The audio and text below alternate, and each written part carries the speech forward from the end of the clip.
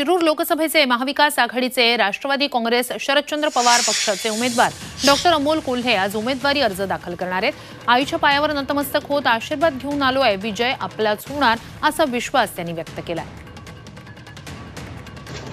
त्यांच्याशी बातचीत केली आमचे प्रतिनिधी हेमंत चापुडे यांनी।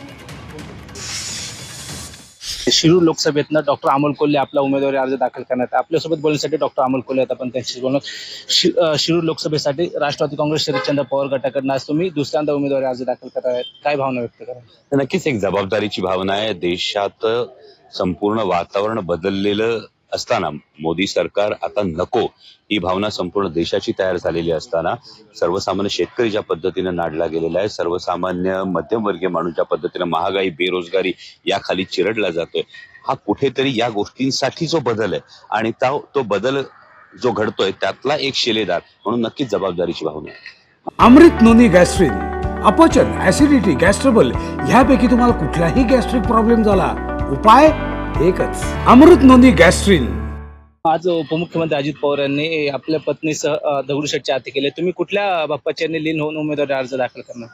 मी माझ्या आईच्या पायांवर डोकं टेकवून आलेलो आहे। मला वाटतं माऊलीचे आशीर्वाद पाठीशी असल्यानंतर सगळ्या देवदेवता सुद्धा तुम्हाला यशस्वी करण्यासाठीच मदत करतात। दुसऱ्यांदा उमेदवारी अर्ज भरतात, विजयाचं गणित कसं असणार आहे? मायबाप जनतेने ही निवडणूक हाती घेतली आहे। जवळपास आज प्रचाराची तिसरी फेरी जवळपास संपत आली आणि मायबाप जनता प्रत्येक ठिकाणी सांगते, तरुण असतील, ज्येष्ठ व्यक्ती असतील, माता भगिनी असतील, प्रत्येक जण विश्वासानं सांगते निवडणूक ही आमची आता जबाबदारी आहे आणि त्यामुळे मायबाप जनतेने निवडणूक हाती घेतली असून 100% विश्वास आहे।